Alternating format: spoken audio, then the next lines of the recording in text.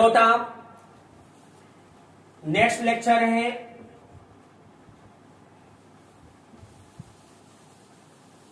कौन सा बोलो?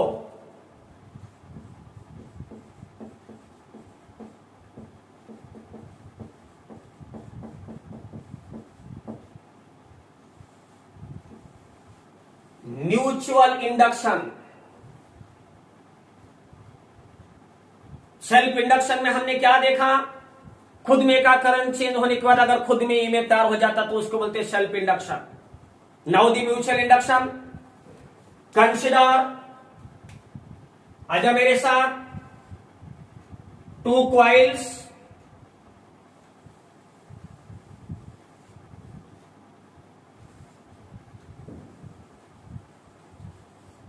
Of conducting wire P and S. हमने यहां पे म्यूचुअल इंडक्शन देखने के लिए दो सर्किट बनाने जा रहे हैं। दो कॉइल्स लिया हमने यहां पे, एक कॉइल पी और दूसरी coil S, which are kept very close to each other. Okay okay, now आ जाओ। The coil P is connected in series with the, सुनो भाई लोग, the coil P is connected in series with the battery B and tap K. This coil is called primary coil और primary circuit. And coil S is connected to the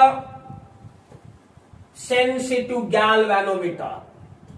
आप एक एक coil को देखो, आप लोग एक एक सर्किट को देखो, प्राइमरी सर्किट को देखो। प्राइमरी सर्किट में हमने बैटरी लगाया है, मुझे प्राइमरी सर्किट में हमने ईएमएफ इलेक्ट्रोमोटिव फोर्स अप्लाई किया है। इसे प्राइमरी सर्किट में तो हमको करंट मिलने वाला है, कोई प्रॉब्लम नहीं है। लेकिन बाजू में उसके बहुत ही नजदीक हमने सेकेंडरी सर्किट बनाया, इसमें सिर्फ गैल्वेनोमीटर लगाया है। इसमें बैटरी है क्या? नहीं है। इसमें सेल है क्या? नहीं है। इसमें ईएमएफ अप्लाई किया क्या? नहीं। इससे सेकेंडरी सर्किट में आप करंट मिलता क्या? नहीं मिलता, क्योंकि वहां पे तो ईएमएफ नहीं है। क्लियर हो गया?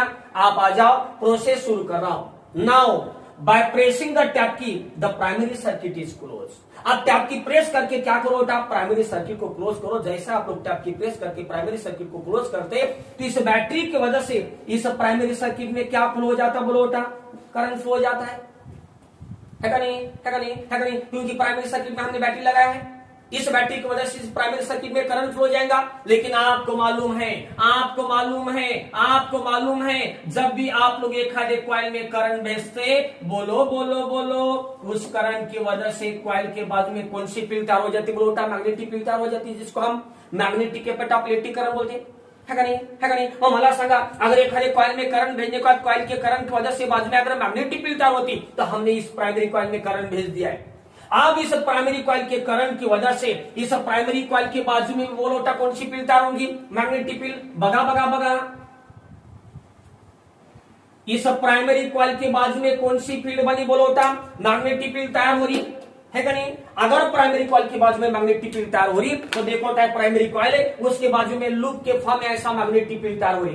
करंट हमने प्राइमरी में भेज दिया, उस करंट की वजह से प्राइमरी कॉइल के बाजू में मैग्नेटिक फील्ड बनी, लेकिन उस प्राइमरी के बहुत ही नजदीक हमने सेकेंडरी को रखा है। इस प्राइमरी के बहुत ही नजदीक हमने सेकेंडरी को रखा है, इसलिए प्राइमरी के बाजू के तैयार होने वाली मैग्नेटिक फील्ड कहां से पास होकर आ रही? बोलोटा, प्राइमरी के बाजू की मैग्नेटिक फील्ड कहां से पास होके बाहर आ रही? सेकेंडरी से पास हो रही। फिर हम बोल सकते कि सेकेंडरी जो कॉइल है ना, प्राइमरी के बाजू के मैग्नेटिक फील्ड में आ रही। क्लियर? क्योंकि प्राइमरी में हमने करंट भेज दिया, इसे प्राइमरी के बाजू में मैग्नेटिक फील्ड बनी, लेकिन बहुत ही नजदीक हमने सेकेंडरी को रखा है, इसलिए प्राइमरी के बाजू के मैग्नेटिक फील्ड देखो, प्राइमरी के बाजू के मैग्नेटिक फील्ड देखो, सेकेंडरी से पास हो रही। मुझे सेकेंडरी कॉइल पहली बार मैग्नेटिक फील्ड में आई। Okay, secondary coil magnetic field में है आप प्राइमरी के बाजू के। क्लियर? लेकिन फिर हम बोलेंगे सपोज प्राइमरी में जो बैटरी हमने लगाया वो 10 एम्पीयर इतना करंट देने वाली बैटरी लगा हमने। बेटा पहले करंट प्राइमरी में कितना था? बोलो बेटा 0 था, क्योंकि हमने टैप की प्रेस नहीं किया था, सर्किट ओपन था। लेकिन टैप की प्रेस करने के बाद इस बैटरी की वजह से आप प्राइमरी का करंट बढ़ेगा। Current in the primary coil increases from minimum to maximum steady value, minimum to maximum constant value. Primary का करंट बढ़ रहा है, जब प्राइमरी को हमने क्लोज किया तो प्राइमरी का करंट बढ़ रहा है। करंट कैसा बढ़ रहा है? 0 1 2 3 5 8 9 10, करंट स्लोली बढ़ रहा है।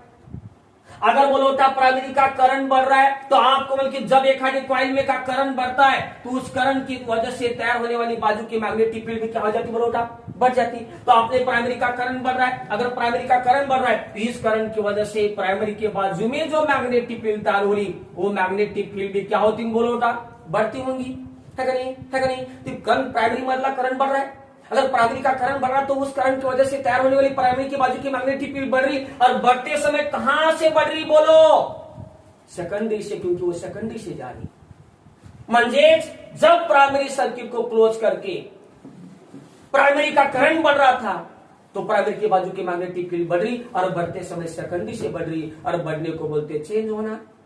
म्हणजेच इस समय प्राइमरी सेकेंडरी से जाने वाली मैग्नेटिक फील्ड चेंज हो रही, और आपको उनकी फैराडेज लॉज के हिसाब से जब जब एक अधिक कॉइल में से जाने वाली मैग्नेटिक फील्ड चेंज होती उसके अंदर क्या तैयार हो जाता है, ईएमएफ। तो सेकेंडरी में क्या तैयार हुआ, ईएमएफ तैयार हुआ। इसकी वजह से सेकेंडरी में क्या फ्लो होगा, करंट, और सेकेंडरी का गैल्वेनोमीटर क्या बताएगा, डिफ्लेक्शन बताएगा।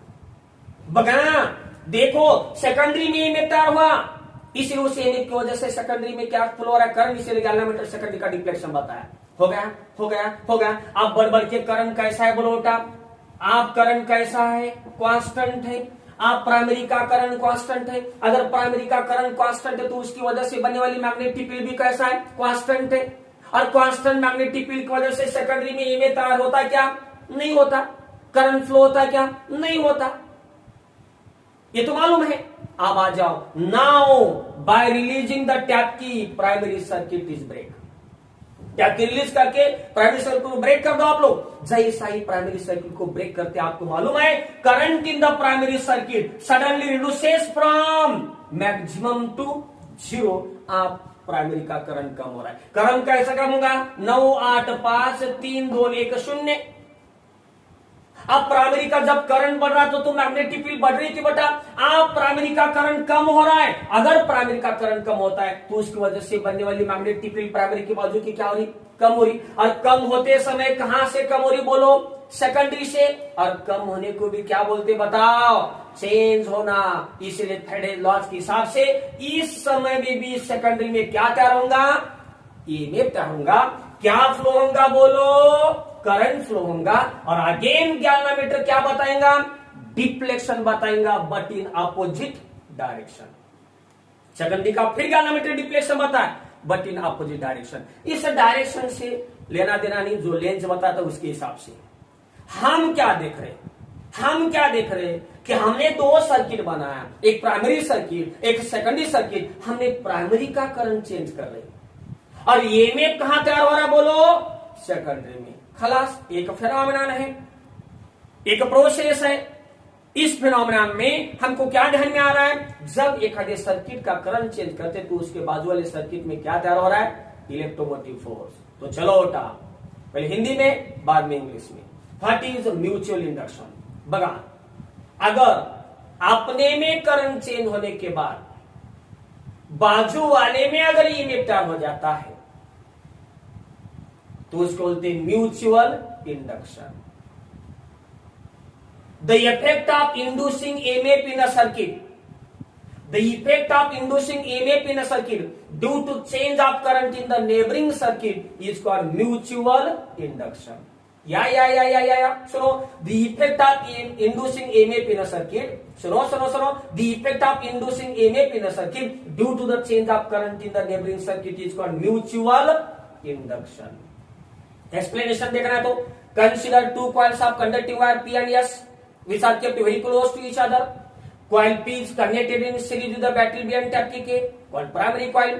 Coil S is connected to the sensitive galvanometer, called secondary coil. है का नहीं? It is found that when the current in the primary coil is increased or decreased, the magnetic flux linked with the secondary coil will change, and according to Faraday's laws, and EMF will be induced in the secondary coil. This phenomenon is called mutual induction.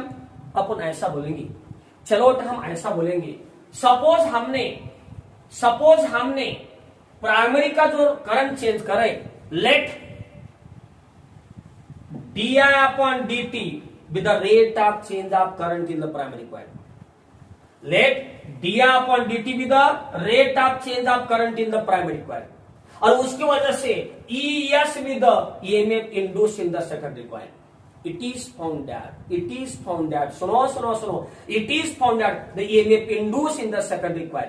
The EMF induced in the secondary coil is always directly proportional to the rate of change of current in the primary coil. जितना ज्यादा primary का current change होगा उतना ज्यादा secondary में EMF तैयार होगा mutual induction की वजह से, है का नहीं? तो ES is directly proportional d upon dt. Therefore हम लिख सकते ES is equal to remove the proportionality we have to take some constant. Here are taken some constant m into बोलोटा कौन है d upon dt, where m is the constant of proportionality.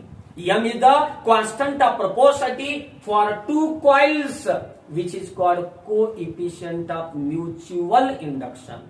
बोलो m is the constant of proportionality for two coils which is called coefficient of mutual induction. बीच में यहाँ पे हमने कौन सा साइन दिया? नेगेटिव साइन दिया. नेगेटिव क्यों लाता है? लेंस की वजह से आता है. ये लेंस क्या बताता है? सेकेंडरी में जो EMF तैयार हुआ वो सेकेंडरी का EMF rate of change of current in the primary को क्या करता है? अपोज करता है. EMF induced in the secondary coil opposes the change in current in the primary coil. हो गया? ये है फार्मूला फॉर म्यूचुअल इंडक्शन. ये से जो minus m into D upon dt. इसके ऊपर से मैं लिख सकता हूँ था, इसके ऊपर से लिख सकता हूँ m इज इक्वल टू बोलो उठा ES अपॉन बोलो d upon dt in primary coil. तो इसके ऊपर से how to define the mutual induction, coefficient of mutual induction. How to define the coefficient of mutual induction? The ratio of EMF induced in the secondary coil, the ratio of EMF induced in the secondary coil to the rate of change of current in the primary coil is called coefficient of mutual induction or mutual inductance. It is also measured in बोलो, it is also measured in Henry. इसका भी unit क्या होता? Henry है. ये तुम्हारा electro induction में का तीसरा पॉइंट म्यूचुअल इंडक्शन. पहले क्या देखा हमने? इलेक्ट्रो इंडक्शन देखा हमने, लेंज लॉ देखा हमने, फेरेडेज लॉ देखा हमने, अब सेल्फ इंडक्शन देखा और इस पीरियड में हमने क्या देखा? Mutual induction. आशा करता हूं आप सभी को सभी बातें कंसेप्ट क्लियर हो रहे. ओके बेटा, बाय. अगले लेक्चर में मिलेंगे हम लोग इस चैप्टर को लेके.